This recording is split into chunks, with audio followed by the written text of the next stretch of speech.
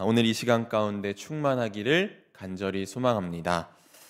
지난 월요일부터 세일의 특별 새벽 기도회가 시작되었는데 심다라는 주제로 이번 주는 기도를 심고 또 다음 주는 절제, 그리고 마지막 주는 나눔을 심고자 합니다. 사순절 가이드북도 만들어서 지금 같이 하고 있는데 여러분 잘 사용하고 계십니까? 네, 잘 사용을 안 하고 계신 것 같은데 온라인으로 새벽 기도를 들으시는 분들도 저기 밖에 안내 데스크에 비치해 놨으니까 가져가셔서 주차별로 되어 있는 미션들이 있습니다. 그 미션들을 수행하면서 더 큰 은혜를 누리시기 바랍니다. 네, 초대교회에서 사순절은 본래 세례를 받고 입교하려는 이들을 위해서 준비시키는 기간이 이제 사순절이었습니다. 근데 시간이 지나면서 온 성도들이 그리스도의 순환과 죽음을 깊이 묵상하며 자기의 삶을 돌아보는 절기로 바뀌었습니다. 그래서 전통적으로 사순절엔 세 가지를 행했습니다. 그것은 기도, 금식, 자선입니다. 저희 주제가 기도와 절제와 나눔이잖아요. 그러니까 이 주제가 바로 여기서 온 것입니다. 금식은 절제와 연결되고 이제 자선은 나눔과 연결되는 것입니다. 이번 사순절 동안 우리가 삶 속에서 기도와 절제와 나눔을 심으며 예수님의 마음에 다가가는 저와 여러분이 되기를 간절히 소망합니다. 네, 그 마음과 만날 때 십자가의 신비를 깊이 경험하게 될 줄 믿습니다. 지난 시간에 제가 출애굽기와 하나님 나라에 대해서 강의를 했었는데 다 기억하고 계시겠지만 그래도 다시 한번 잠깐 리뷰하는 시간을 갖고자 합니다. 먼저 하나님 나라라는 것은 우리가 죽고 나서 가는 그런 장소의 개념도 있지만 꼭 이 장소의 개념만 있는 게 아니라 하나님의 통치와 다스림이 임하는 것을 하나님 나라라고 말씀을 드렸습니다. 그래서 우리 삶 속에서 하나님이 내 마음을 통치하고 다스리기 시작할 때 하나님의 나라가 이루어졌다라고 말할 수 있습니다. 그런데 애굽에서 노예로 존중받지 못한 삶을 살던 그 이스라엘 백성들은 그 백성들의 신음소리를 하나님께서 들으시고 그들에게 찾아오셔서 그들을 만나주시고 하나님의 백성으로 삼아주셨습니다. 이스라엘이 하나님의 백성이 된다는 것은 그들이 하나님의 통치와 다스림 속에 있게 된다는 것입니다. 그렇기 때문에 이 출애굽이라는 것은 단순히 이스라엘 백성을 건지신 사건으로 끝나는 것이 아니라 억압과 압제로 상징되는 삶에서 떠나서 하나님의 통치 가운데 거하는 삶으로 나아간다는 그런 의미가 있다는 것입니다. 그렇기에 하나님께서 오늘 우리에게도 원하시는 것은 하나님 나라를 우리 삶 가운데로 가져오는 삶을 살기를 원하신다는 것입니다. 그렇게 하려면 이 하나님 나라의 방식대로 사랑하고 돌보고 섬기고 나누는 삶을 살아야 합니다. 고통받는 자들이 있다면 그의 아픔을 함께 나누기 위해서 우리가 먼저 다가서는 삶을 살아야 합니다. 혹 우리 공동체 안에 내 마음에 들지 않는 이가 있다고 할지라도 그를 사랑으로 안고 가는 게 바로 하나님 나라의 삶의 방식입니다. 매우 어렵죠, 여러분? 네, 이렇게 사는 거 쉽지 않습니다. 그렇지만 우리는 그렇게 해야 할 사명을 받고 이 땅에서 살아갑니다. 여러분 그렇게 하실 수 있으시겠습니까? 네, 그렇게 하실 거라 믿습니다. 네, 우리가 이런 삶을 살아갈 때 우리 안에 하나님의 나라가 임하게 될 줄 믿습니다. 자, 그러면 이 하나님의 통치와 다스림이 있는 이 하나님 나라에서 죄는 무엇일까요? 오늘은 이 죄의 문제를 하나님의 나라의 관점에서 다루고 죄가 어떻게 확장되어 가는지 알아보고, 또 우리는 이런 죄의 문제 앞에서 어떤 삶의 태도를 취하고 우리가 어떻게 죄를 극복해 가야 하는지 은혜를 나누고자 합니다. 창세기 1장은 모든 존재가 하나님께서 지으신 피조물들임을 보여주고 있습니다. 세상을 지으신 하나님의 창조의 절정은 여섯째 날 바로 사람의 창조에 있습니다. 그래서 창세기 1장 27절 말씀을 보면 하나님이 자기 형상 곧 하나님의 형상대로 사람을 창조하시되 남자와 여자를 창조하시고 라고 되어 있습니다. 다른 피조물들과는 달리 하나님의 형상과 모양을 따라서 사람이 지어졌습니다. 여기서 하나님의 형상이 의미하는 것은 무엇일까요? 먼저 창세기 1장에서 하나님께서 그 말씀을 선포하고 선언하시는 분으로 등장한다는 점에서 하나님은 왕으로서 세상을 주관하시는 분임을 알 수 있습니다. 그런데 고대의 통치자들의 그 모습을 보면 지방의 곳곳에 자신의 상징 형상을 세워서 여기에도 내 이 통치가 임한다, 내가 여기를 다스린다는 그런 표현을 상징적으로 드러냈습니다. 그런 의미로 보자면 이 땅이 세워진 하나님의 형상으로서의 사람은 세상에 미치는 하나님의 통치를 상징한다고 볼 수 있습니다. 결국 이 사람은 왕이신 하나님의 중재 역할을 감당하도록 임명하여 보내졌고, 또 이 땅에서 임하시는 하나님의 통치, 하나님의 나라를 드러내는 왕적인 존재라고 할 수 있는 것입니다. 여러분, 이런 이야기를 들으니까 여러분 어떤 기분이 들으십니까? 자존감이 뿜뿜이시죠? 네, 뿡뿡이 아니고 뿜뿜. 네, 자존감이 막 뿜어난다고. 네. 우리가 살아가면서 정말 큰 자부심을 갖고 살아야 합니다. 베드로 전서에서도 우리를 왕 같은 제사장 이렇게 표현했잖아요. 나라는 존재는 이 세상에 그냥 있는 게 아니라 하나님의 형상을 따라서 지음받아서 하나님의 나라를 드러내 보이는 왕적인 존재가 바로 나라는 것입니다. 그래서 여러분 자부심을 갖고 살아가시기를 간절히 축원합니다. 우리 옆 사람과 한번 인사해 보겠습니다. 당신은 하나님의 귀한 형상입니다. 네, 여러분 이런 큰 자부심을 갖고 살아가야 합니다. 자, 그런데 이 창세기 1장 27절 말씀을 다시 보면 하나님께서 남자와 여자를 창조하셨다라고 말씀했습니다. 사람이 하나님의 형상을 따라 지음 받았다는 것은 남자와 여자로 만들어진 것과 직접적으로 연관됩니다. 즉 하나님의 형상은 혼자가 아니라 남자와 여자의 함께 존재하는 관계를 통해서 나타난다는 것입니다. 여기서 이 관계라는 말이 중요한 건데, 남자와 여자의 존재는 이 하나님의 중재 역할을 감당할 때, 또 하나님의 나라를 삶 속에서 드러낼 때 혼자서 할 것이 아니라 남자와 여자의 관계 안에서 함께 감당해야 한다는 겁니다. 그러니까 우리는 이 하나님께서 주신 그 사명을 우리가 함께 관계 안에서 감당해야 한다는 것입니다. 이는 또한 하나님의 존재 방식이 무엇인지도 우리에게 알려줍니다. 하나님은 바로 관계 안에 거하시고 우리 속에서 존재하신다는 것입니다. 창세기는 하나님이 보시기에 아름다운 창조를 보여주고 나서 곧바로 이 아름다운 세상이 죄악으로 얼룩진 세상이 되는 과정과 또 하나님의 심판이 임하는 모습을 보여줍니다. 이 모든 것은 사람의 죄로 인해서 시작됐습니다. 굉장히 참혹하고도 구체적인 현실을 이 창세기 말씀에서 보여줍니다. 선악을 알게 하는 나무 실과를 먹지 말라는 하나님의 명령이 있었습니다. 하지만 아담과 하와는 이 뱀의 유혹에 넘어가서 명령을 어깁니다.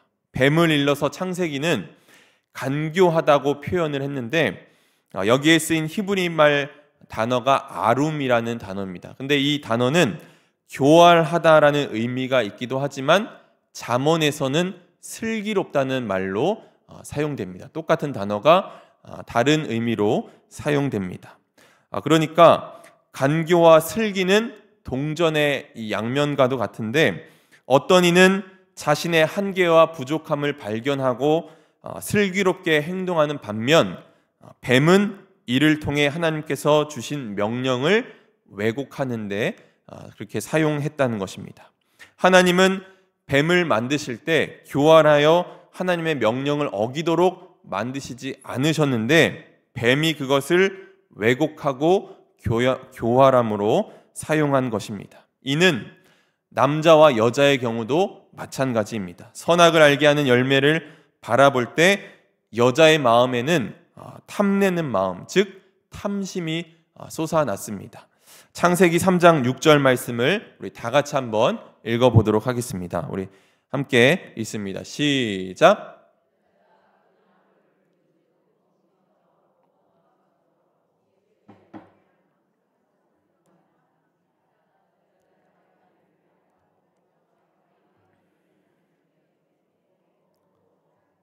네, 타락 이후에 탐심이 생긴 게 아니라 타락 이전에 이미 여자의 마음에 탐심이 있었다는 것입니다. 그러니까 인간의 마음은 타락 이전에 이미 이 탐심이 있었다는 겁니다. 그러니까 하나님이 우리를 창조하실 때 탐심도 없는 아주 순진한 백지 상태의 사람을 만드신 게 아니라 얼마든지 악용될 소지가 있는 참으로 자유로운 인간과 세계를 만드신 것입니다. 이를 통해서 여자와 남자는 스스로 하나님의 말씀에 순종하고 따를 자유가 주어진 것입니다. 그러면 여러분 이런 질문이 떠오를 것입니다. 왜 하나님은 굳이 우리에게 자유를 주신 것일까? 왜 하나님은 굳이 선악과를 만드셔서 죄를 짓게 만드셨을까라는 질문이 여러분 떠오르시죠? 안 떠오르십니까? 네, 떠오르실 겁니다. 이런 답이 궁금하신 분들은 4월부터 시작되는 모교 성서 연구반에 들어오시기 바랍니다. 네. 10명이 모이지 않으면 폐강할 겁니다. 그래서 모교 성서 연구반 여러분 광고 참조하시고 들어오셔야 합니다. 오늘의 포커스는 그게 아니기 때문에 넘어가겠습니다. 사람 스스로 이 탐심의 충족을 위해서 하나님을 떠나는 것, 그리고 자신의 그 욕망을 충족시키기 위해서 하나님의 말씀을 왜곡하는 것, 이것이 바로 죄의 본질입니다. 탐욕을 행하는 것은 자기 안의 욕망을 그대로 충족시키려 한다는 점에서 철저한 자기 집착이라고 할 수 있습니다. 그래서 이 탐욕의 근원은 철저한 자기애입니다. 그러니까 자기 중심적인 거죠. 하나님의 형상대로 지음받은 사람은 하나님의 통치의 대행자로서 하나님이 지으신 땅 위에 존재하며 살아갑니다. 그들에게 주어진 이 선악을 알게 하는 나무는 그들이 하나님의 형상이되 하나님은 아님을 보여주는 상징이었습니다. 이 나무를 볼 때마다 하나님의 형상으로서의 사람은 자신들의 한계를 돌아봐야 했습니다. 그러나 뱀이 사람에게 유혹한 이 하나님처럼 되기는 바로 그 한계를 넘어서 하나님의 명령을 자신의 욕망을 위해서 왜곡시킨 것입니다. 그래서 이 죄의 결과가 무엇입니까? 욕망을 따라 명령을 넘어선 결과는 결국 관계의 파괴입니다. 하나님이 죄를 지은 아담에게 질문하십니다. 아담아, 네가 어디에 있느냐라고 질문하시죠. 하나님이 아담이 어디에 있는지 몰라서 질문하신 것입니까? 아니죠. 하나님은 아담이 어디에 있는지 분명 알고 계셨는데 이 질문에는 하나님의 책망이 담겨 있습니다. 아담아, 네가 마땅히 있어야 할 자리에 있지 않구나라는 그런 의미를 담고 있는 것입니다. 아담은 동산을 거니시는 하나님의 소리가 들리자 벌거벗은 것을 두렵게 여기고 하나님의 낯을 피하여 나무 뒤에 숨었다라고 말씀에 기록되어 있습니다. 그러면 아담이 마땅히 있어야 할 자리는 어디입니까? 하나님의 앞입니다. 하나님의 얼굴을 대하는, 마주하는 자리입니다. 내가 누군가의 얼굴을 마주할 때 이 관계는 사랑의 관계입니다. 사랑하면 계속해서 보려고 하잖아요. 그렇지만 서로 이 사랑의 관계가 깨지면 서로 등을 돌리게 되어 있습니다. 하나님과 마주선 존재로 살아가지 않고 하나님과 등 돌린 존재로 살아가는 것이 바로 죄입니다. 죄는 하나님과 사람 사이의 관계를 파괴하고 또 사람과 사람 사이의 관계를 파괴하게 됩니다. 이 타락 이후부터 창세기는 인간이 얼마나 연약하고 이 자기애에 충실한 이 존재인지를 극명하게 보여줍니다. 오늘 읽은 우리 본문이 가인과 아벨의 이야기인데 가인은 땅의 소산을 드렸고 아벨은 양의 첫 새끼와 그 기름을 드렸습니다. 그런데 하나님이 가인과 그의 제물은 받지 아니하시고 아벨과 그의 제물은 받으셨습니다. 가인은 그로 말미암아 자신을 돌아보고 살폈어야 했지만 가인의 눈에 들어온 것은 오직 아벨뿐이었습니다. 가인은 아벨과 같은 하찮은 이의 제사를 존중하셨다는 점을 참지 못하고 결국 아벨을 제거해서 인류 최초의 살인자가 됩니다. 이는 아담이 하와에게 책임을 전가하는 것과 본질적으로 똑같은 일을 가인이 행한 것입니다. 결국 죄로 말미암아서 모든 관계가 다 파괴되는 것입니다. 파괴된 관계의 대표적인 대답이 오늘 가인의 대답입니다. 본문 우리 9절 말씀을 함께 읽겠습니다. 시작. 여호와께서 가인에게 이르시되 내 아우 아벨이 어디 있느냐? 그가 이르되 내가 알지 못하나이다. 내가 내 아우를 지키는 자니이까.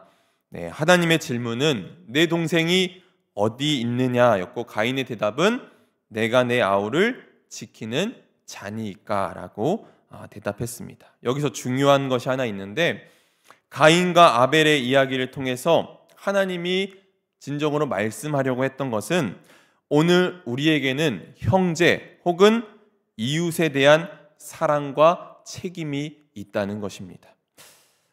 내가 내 아우를 지키는 자입니까? 라는 이 가인의 이 대답에 하나님은 분명 이렇게 대답하셨을 것 같습니다. 그렇다. 나는 너를 그렇게 만들었다. 하나님은 우리를 만드실 때 이웃에 대해서 책임적 존재가 되기를 그렇게 원하십니다. 인간은 근본적으로 형제를 지키는 자이고 하나님은 오늘도 우리에게 늘 그 질문을 묻고 계십니다. 죄는 살아있어서 그 문 앞에서 기어다니며 꿈틀거리고 있고 언제나 기회를 엿보고 있습니다. 창세기 4장 이후의 말씀을 보면 이 죄가 어떻게 확장되어서 절정에 이르는지를 계속해서 보여줍니다. 창세기 4장 23절 24절 말씀, 가인의 후예인 라멕의 이야기가 나오는데 이것도 한번 같이 읽어보도록 하겠습니다. 다 같이 읽습니다. 시작. 라멕이 아내들에게 이르되 아다와 실라여 내 목소리를 들으라. 라멕의 아내들이여 내 말을 들으라. 나의 상처로 말미암아 내가 사람을 죽였고 나의 상함으로 말미암아 소년을 죽였도다. 가인을 위하여는 벌이 7배일진데 라멕을 위하여는 벌이 77배의 1이로다 하였더라. 라멕은 자기에게 작은 상처를 입힌 자를 죽였고 그것을 매우 당당하게 이야기하고 있는 겁니다.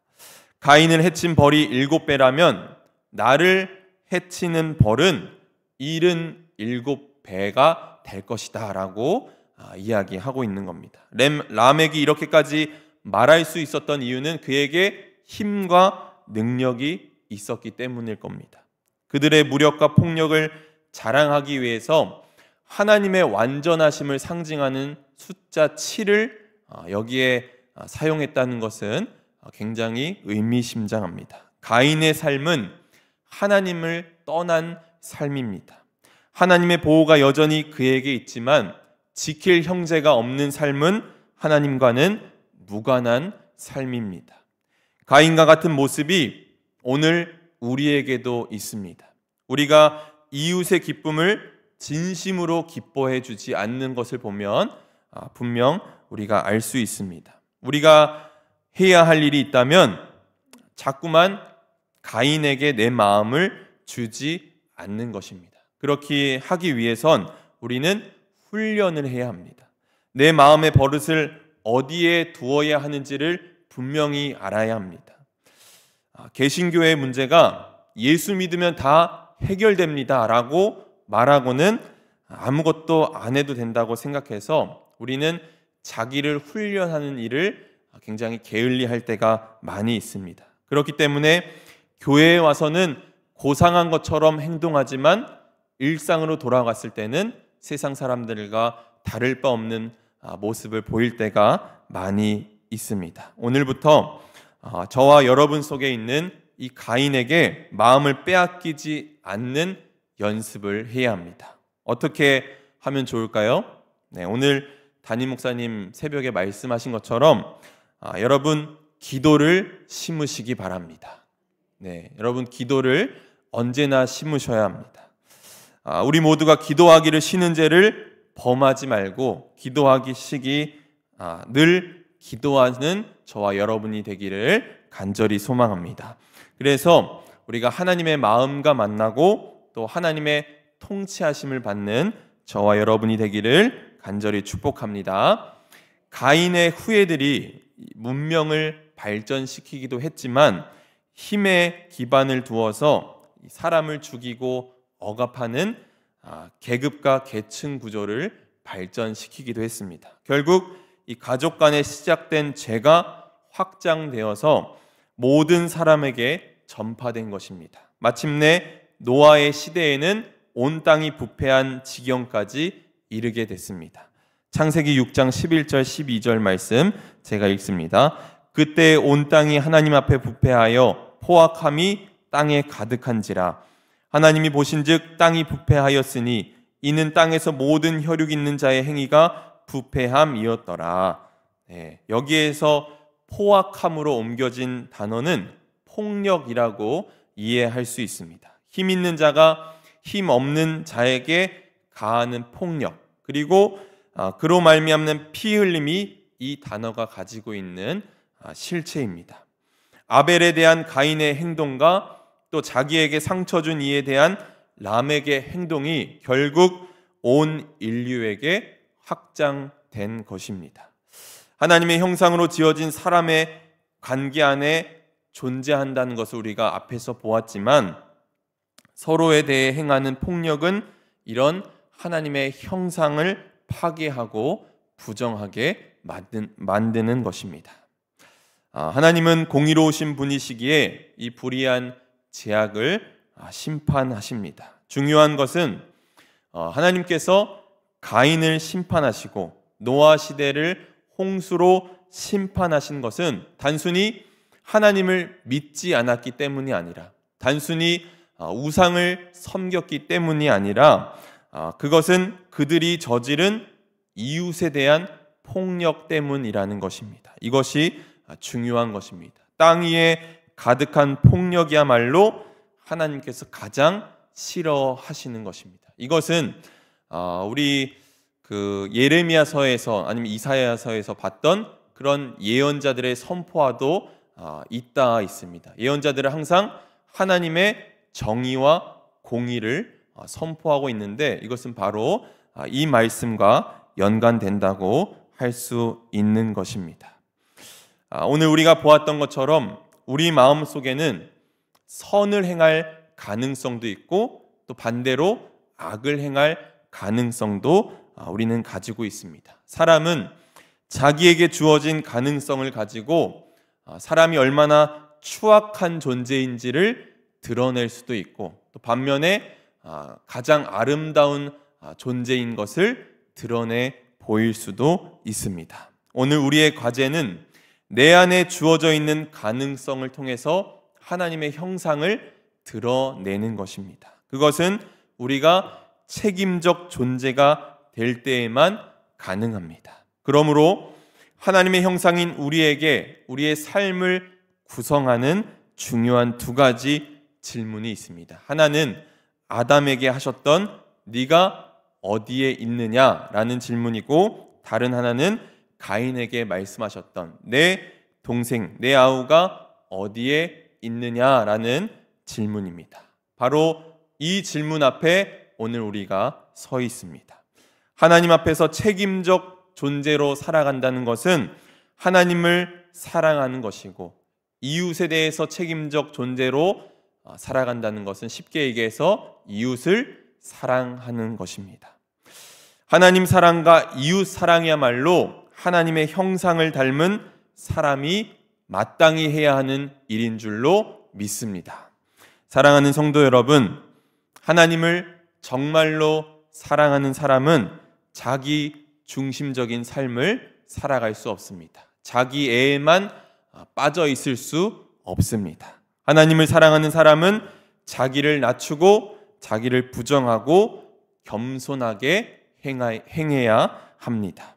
우리의 관계 속에 하나님이 계시다는 사실을 여러분 늘 기억하시기를 바랍니다.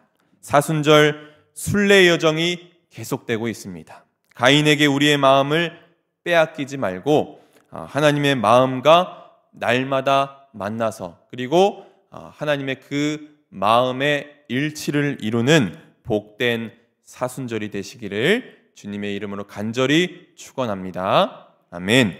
네,